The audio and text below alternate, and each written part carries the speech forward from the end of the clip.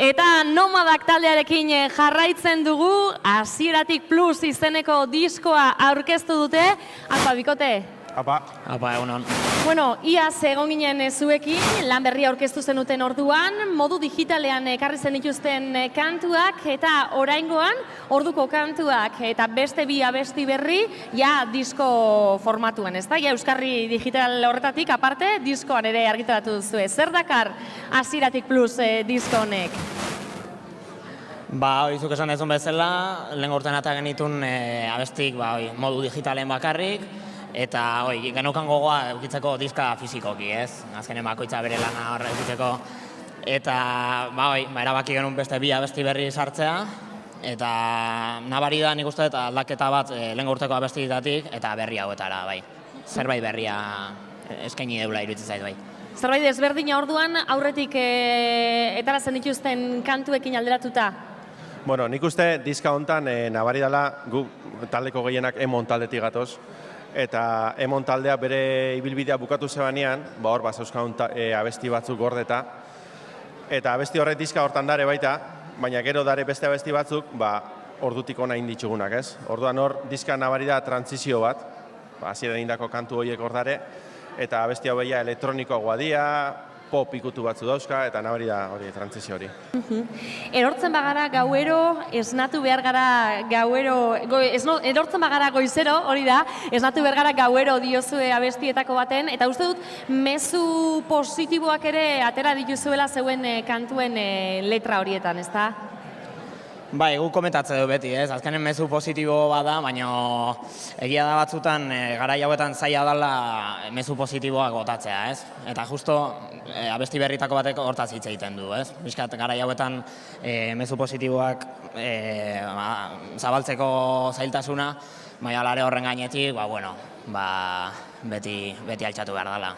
Gainera, askotan musikarion altean da elkartzen ganean, egoten dira komentarioak, ez? Botako nuke dana ontxe, dana pikutara, eta denbora galtzen gabe izerren gau, baina ez, gu nahi dugun mezua transmititzea da, aurrera egin behar dugula, eta sinisten dozun hortan, aurrera egin.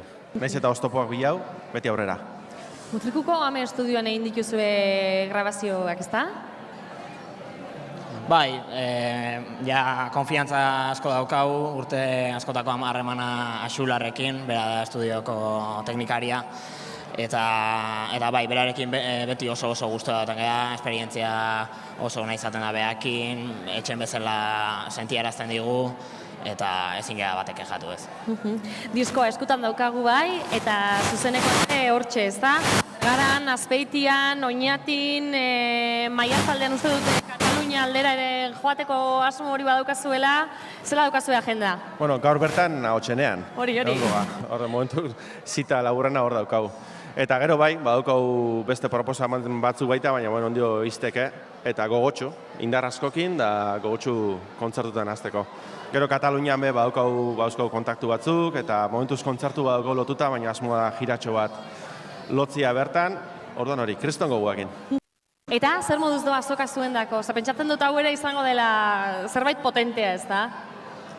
Gu azokara beti oso guztua etortzen gara, publiko bezala etortzen ganen edo baita zerbait aurkeztea etortzen ganen, ez? Orduan, berezia da hemengo giroa, diska aurkezteko aukera, eta gu oso guztua etortzen gara, oso berezia da gutzeko. Gainera politxa da hori, ez? Etortzen danean pertsona, aurrez aurre esplikatzia zer dan, eta zure berri ematea aurrez aurre, hori oso politxa da. Disfrutatu azoka honekin, hemendik aurrera izango dituzuen zuzenekoekin ere eskerrik asko bikote. Zuei. Eta segidan hementxe entzun eta ikusi ahal izango dugu Nomadak taldearen Esnatu abestiaren bideoklipa.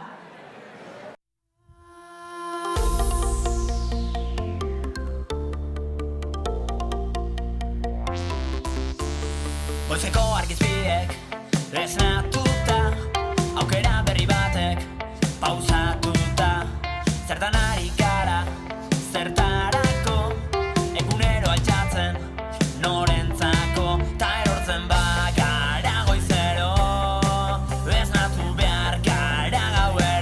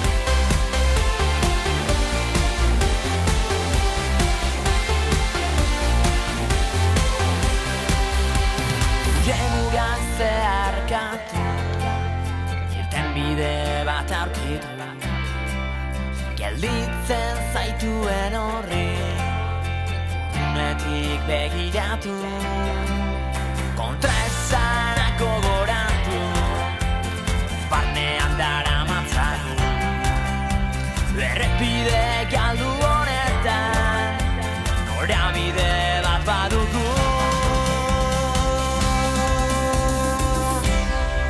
pausuz pausu bidea